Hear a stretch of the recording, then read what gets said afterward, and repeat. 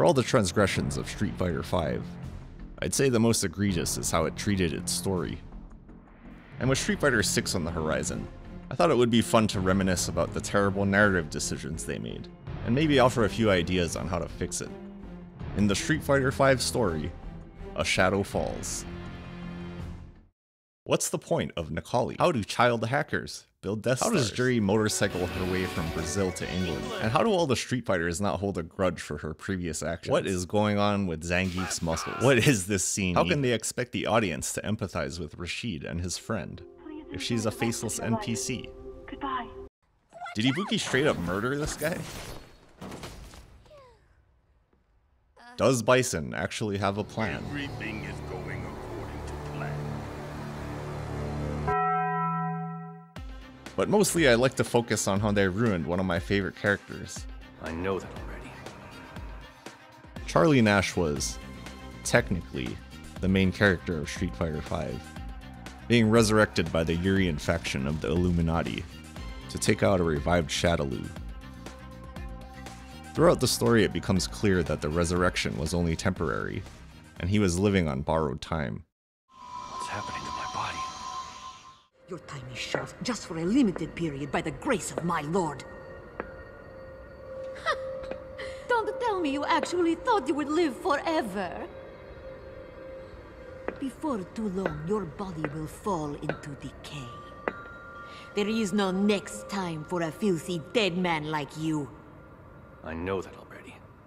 But not only that, he has a fated reunion with his best friend and Street Fighter staple, Guile.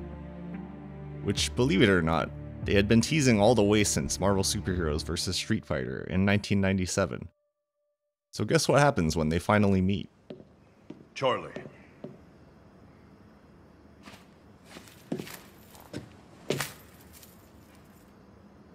You forgot this.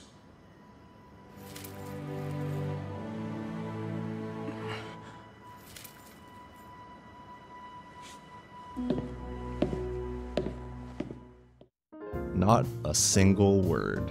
Seriously, I've checked the script, and Nash doesn't have a single piece of dialogue spoken to Guile. I guess he wasn't lying when he said he had nothing to say to him. They have a couple scenes together, but nothing really substantial. Don't you think Guile, who, don't forget, was mourning his friend Charlie for a considerable amount of time, and going on an epic journey to find him, would have more to say when they finally meet?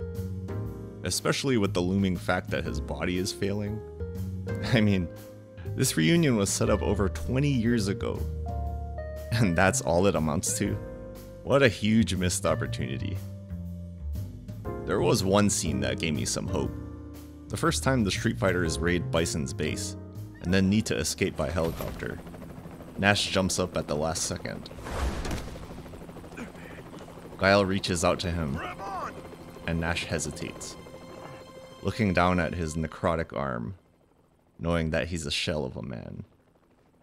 But then decides to accept Guile's help anyway, which is some decent character development in line with his arc, which is learning to depend on people instead of trying to take on everything solo.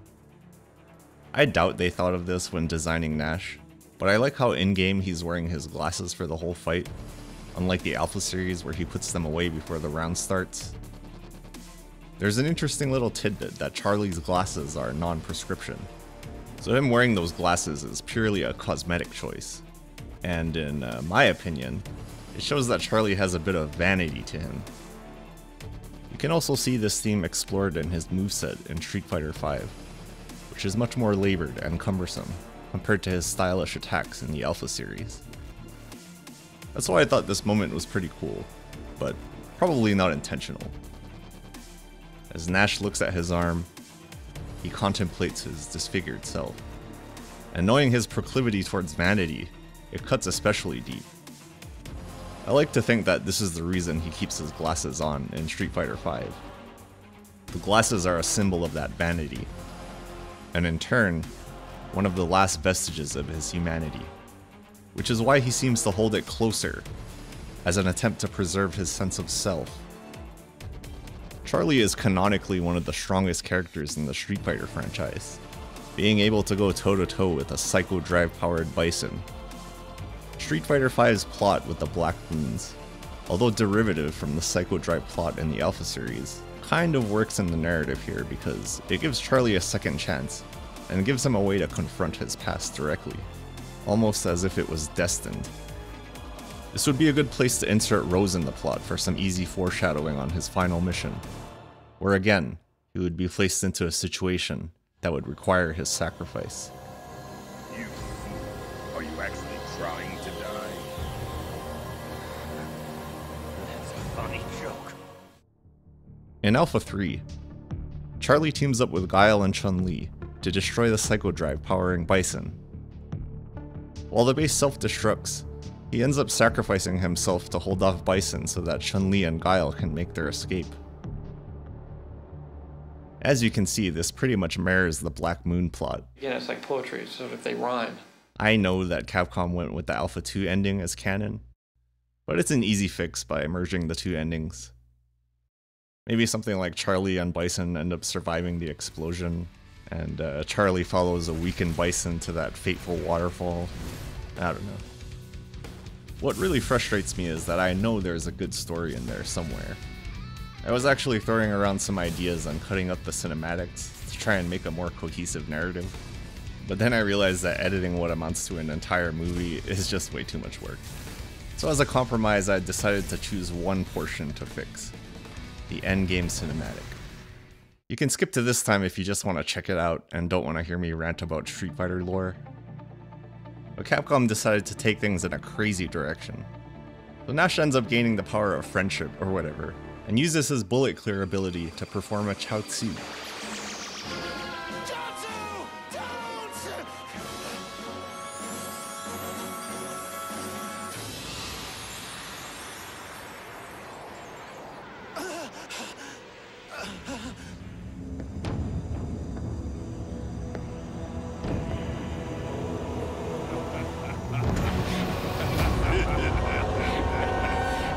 Well, that's one less pest to worry about. And what did this accomplish? Presumably, it was to depower Bison enough so that Ryu can save the day. But why? First off, Bison had already been depowered by the Black Moons being shut down before Nash's final attack. The psycho power supply has stopped. The Black Moons must have been completely shut down. So why have him get depowered again? And secondly, Ryu has very little to do with Bison, save for the Alpha series, in which Shadowloo attempts to capture him, to utilize his latent Satsui no Hado. This plot thread continues throughout the series, but gradually becomes less important. And by the time Street Fighter V rolls around, Bison no longer has a need for Ryu, as he now has the Black Moons to power himself. Ryu is barely a part of the story in this narrative. It's basically just a glorified training arc. You need to continue your special training. But Here he obtains the Mu no Ken, or Power of Nothingness, the same ability that his master Gouken uses. How dare you! Raging Demon! The Raging Demon? Yes!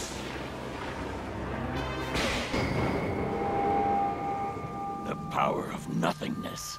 Interesting. But there's no conflict or anything. He just eventually unlocks the power, for whatever reason. Nikali's there. If this was some kind of joke or reference to Akuma's Deus Ex Machina in Street Fighter 2, then hats off to Capcom. But it's still a terrible choice, narratively. I know that. It completely renders Nash's arc moot, and I can almost hear the Capcom suits arguing in the background. Where's Ryu? He's our flagship character. 新しい IP、そして恐怖タイトルファイターシリーズ、プレイステーション4の上で実際動いている映像を今日は皆さんにお届けしたいと思います。I said before that Nash gains the power of friendship. Except he actually doesn't. The story repeats itself with Nash going on a suicide mission to fight Bison for a second time, with Nash getting beaten soundly in their first meeting, thanks to his decaying body.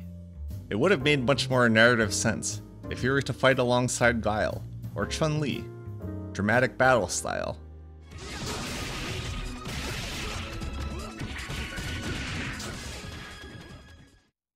In the original cut, Chun-Li, Ryu, and Guile show up to confront Bison, but are stopped by Nash, who takes on Bison again, solo. Ideally, I would have liked them to fight alongside each other, but you could also look at it as a sort of Doc Holliday situation from the movie Tombstone. I didn't think you had it in you. I'm your huckleberry. Why, Johnny Ringo. You look like somebody just walked over your grave. In the film, the villain Johnny Ringo challenges the main character, Wyatt Earp, to a duel. Doc Holliday, Earp's longtime friend, takes his place in the duel because he knows that Ringo is too strong of an opponent for Earp. I can't beat him, can I? No. Now this works because both Doc Holliday and Nash are dying men. Holliday from tuberculosis, and Nash from the imperfect resurrection process. And not unlike Nash, Holliday knows that he's a better fighter than the friend he's replacing. Again, Charlie has always been one of the strongest Street Fighter characters in the lore, so him choosing to fight a Black Moon-powered Bison to protect Guile and Chun-Li would make sense. They both jobbed to Bison anyway. It is time to finish.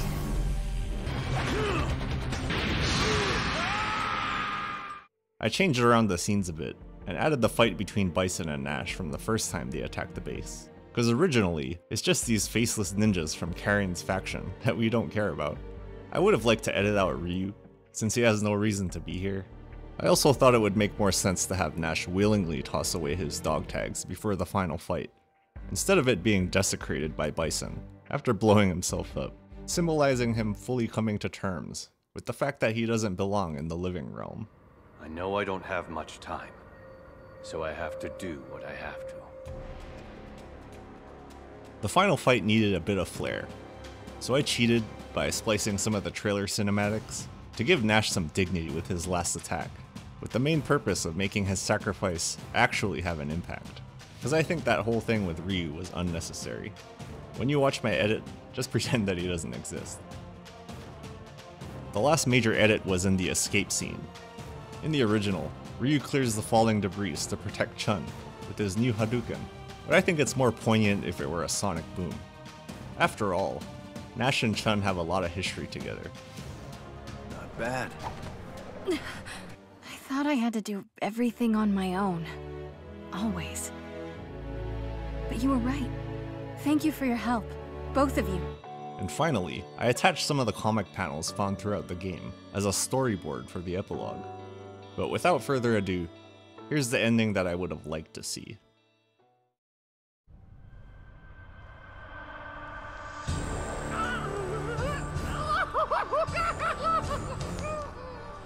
Operation Chains is a complete success! The black moons will fall onto every target city, and the world will become a whirlwind of chaos! Mankind will tremble with fear and despair, and the world will be in flames! The negative energy from all around the world will nourish Lord Bison! Yes! The entire world will be in Lord Bison's hands! I'm beyond. Then I'll finish you here.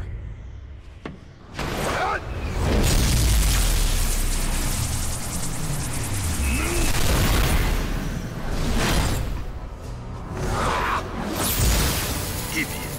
Do you think the fist of someone like you, one whose life has already expired, can even reach me?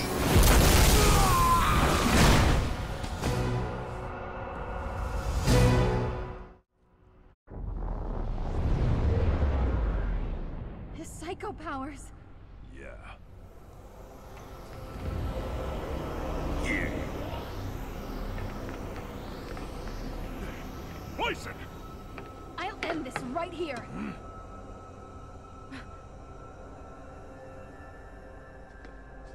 Wait.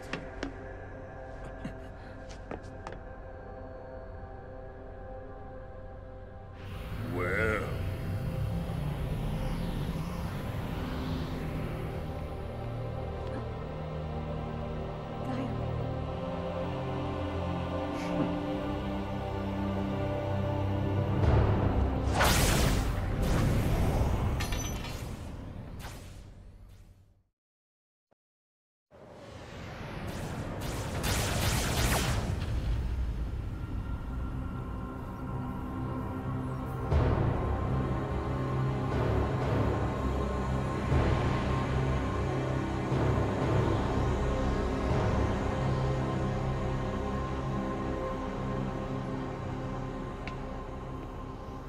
No matter how many times you come back, you'll never win against my psycho power. Perhaps. But I will achieve my victory.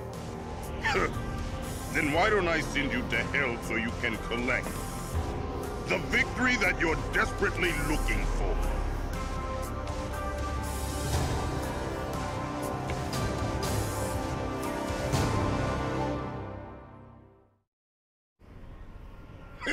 Pathetic attempt. Now what? The psycho power supplying me has stopped. The Black Moons must have been completely shut down. A bit late. Time to play my last card. You're a little hit made you weak. Game over, bastard.